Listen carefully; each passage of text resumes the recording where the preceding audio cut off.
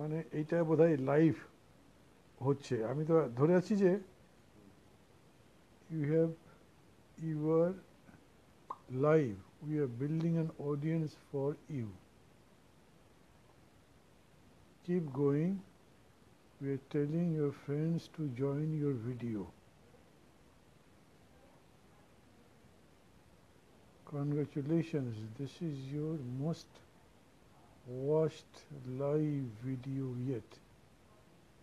Bahauddin Bahar is watching. Ajizul Hakim Shuman Sar Salam.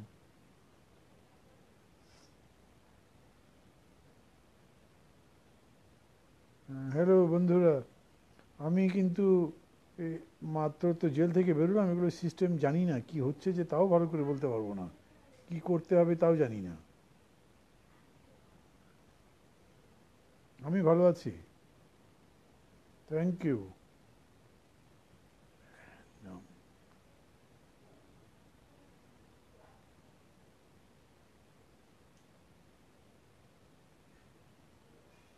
হ্যাঁ hello, হ্যাঁ আমি ভালো আছি, আপনারা সবাই ভালো আছেন? আমাকে তো শুনতে পাচ্ছেন, কিন্তু আমি বিষয়টা বুঝেই উঠছি না এটা হচ্ছে কি। মানে আমি লাইভ শোতে আছি তাই তো, আপনারা ওয়াচ করছেন, আমি কথা বলছি শুনছেন, কিন্তু আপনারা শুধু লিখে দিতে পারছেন। আমি ভালো আছি।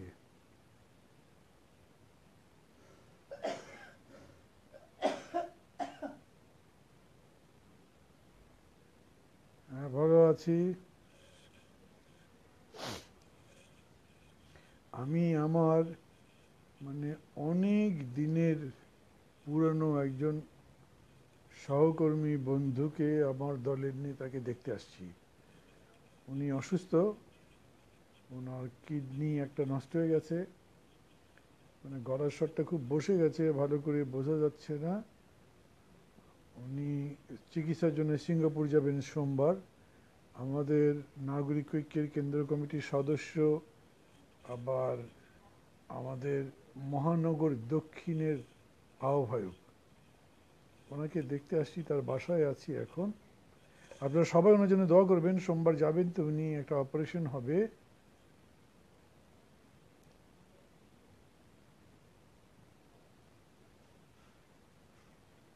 আমি আমার জেলের উপরে লেখা লিখেছি, মানে জেলে থাকতেই লিখেছি, ওটা এখন এডিট করছি, কোনো একটা পত্রিকায় দেবো বা একটা বইও করতে পারি, ওর মধ্যে পাবেন।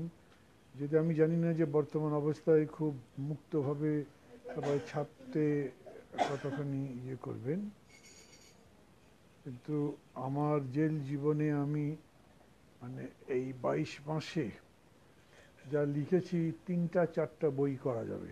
একটা পলিটিক্যাল হবে, মানে যেটা জেলের উপরে করেছি, আর দুটো একটা উপন্যাস হবে, আর একটা বড় গল্প হবে, দুটো। ফোন নম্বর 0171990077।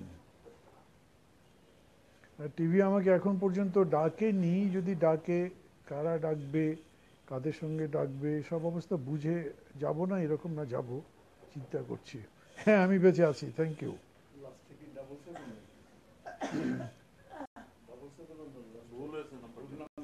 আচ্ছা আবার বলি, আমার নাম্বার বলতে ভুল হয়েছে কিনা দেখতে হবে। 017199009997,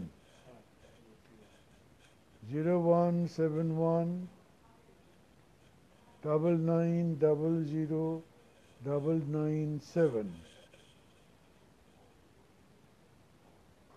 না বই দেখবেন মানে এটা যদি লেখা হয়। হ্যাঁ থ্যাংক ইউ, যিনি লিখেছেন ফরিদ আহমেদ, ঠিক নাম্বার লিখেছেন। হ্যাঁ এটা আমাকে আজকে একজন বলেছেন যে লাইভ এখানে নাকি ইয়েতে আসা যায়, ওয়েবে আসা যায়। আমি এটা, যারা এগুলো বোঝেন ওদের একজনের সাথে কথা বলবো, যদি আসা যায় তাহলে এমন হতে পারে যে সপ্তাহে একজন লাইভ আসবো। তবে মুশকিল হবে কি জানেন, যারা আমাকে দেখতে পারে না, আবার এরকম লোকও তো আছে, সেটা নিয়ে আরেক সমস্যা হবে।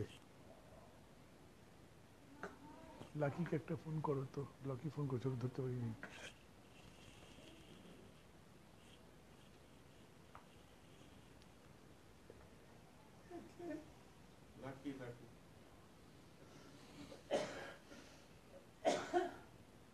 জি ওয়ালাইকুম আসসালাম। ওয়ালাইকুম আসসালাম। ওয়ালাইকুম আসসালাম, ভালো আছি।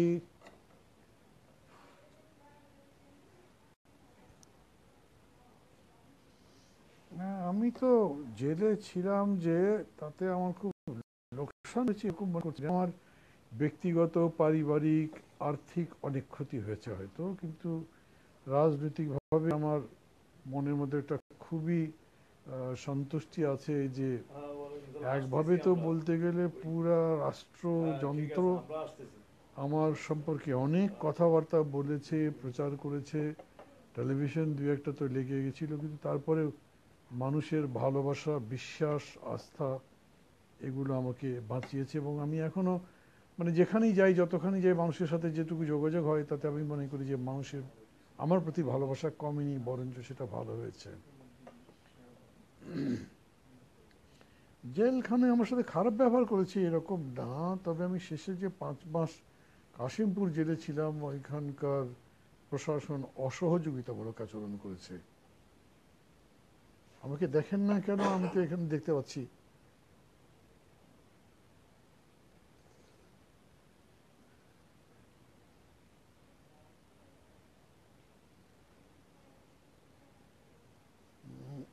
জেলে সময় কাটলো কি, আমি আপনাদের ছোট্ট গিয়ে বলি, আমি জেলের মধ্যে গিয়ে আবার নেহেরু ডিসকভারি অফ ইন্ডিয়াটা পড়েছি।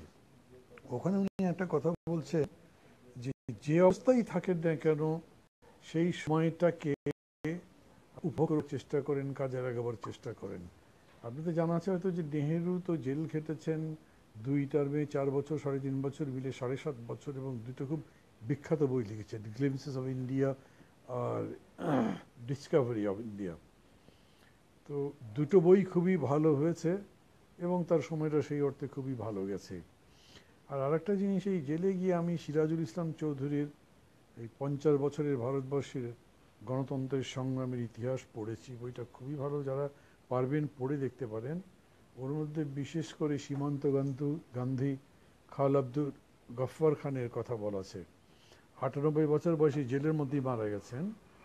নির্বাসন আর জেল মিলে প্রায় 52 কি 54 বছর জেল খেটেছেন উনি।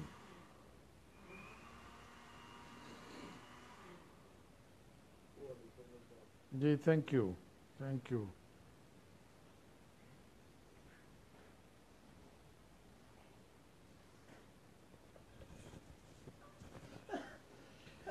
সবাইকে আমার জন্য দোয়া করতে বলি। আমি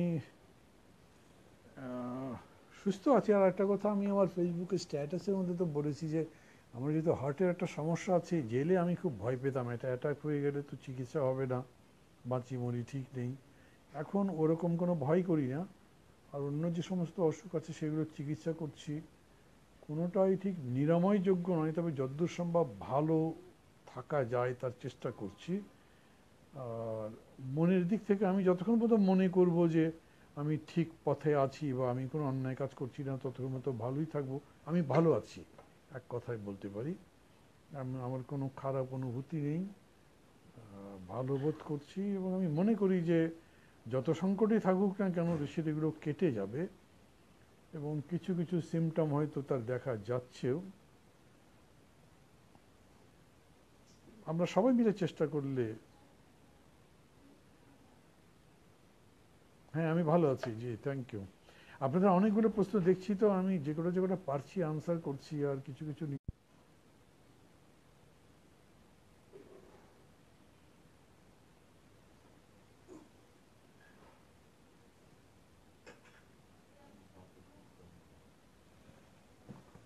পেছনের আলোটা সমস্যা করছে। এটা একটু এইদিকে দাও এটা।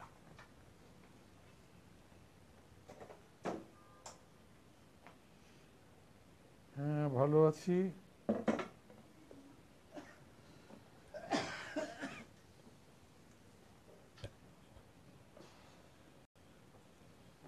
সকাল থেকে একটু ব্যস্ত আছি, রাতেও বা একটা জায়গায় যেতে হবে, এগুলো সবই সামাজিক অনুষ্ঠান, অন্য কিছু না।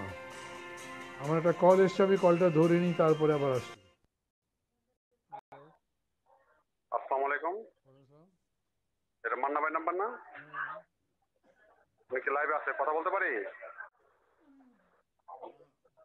আপনি যখন জেলে ছিলেন ভাবছিলাম যে জেলে যেভাবে মানুষ হত্যা করতেছে নাকি, আশা করি আবার চলে আসবেন টকশোতে। কথা বলেছেন, কিন্তু আনুষ্ঠানিকভাবে ডাকে, তারপরে কে ডাকছেন, কখন, কাদের সাথে ডাকছে। ওকে, থ্যাংক ইউ। ভালো থাকবেন।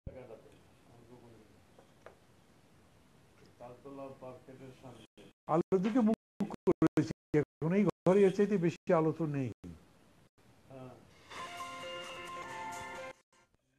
হ্যালো, হ্যালো, হ্যালো, হ্যালো, আসসালামু আলাইকুম। ওয়ালাইকুম। হ্যালো, হ্যালো, হ্যাঁ জি, আমি সাউথ কোরিয়া থেকে বলছি। কোথা থেকে? সাউথ কোরিয়া থেকে। সাউথ কোরিয়া, জি বলেন ভাই। জি, আহ, জি, আমি যেটা বলতে চাচ্ছিলাম সেটা হচ্ছে আপনি লাইভে আছেন, আপনার অনুষ্ঠানটা আমি দেখতেছি। সবচেয়ে বড় কথা যে বাংলাদেশে একজন সৎ এবং মহান নেতৃত্ব করতে পারবে ইন্টারনেট, তারপরে জ্ঞানের গভীর। Thank you. আমার নাম আর তো জানি মেসেঞ্জার, আমি এরকম কোনো অন্যের থেকে একটা লোক এনা করেন দরবারে বাংলাদেশে আর করা হয়নি। একজন জ্ঞানের গভীরতা সম্পূর্ণ যাক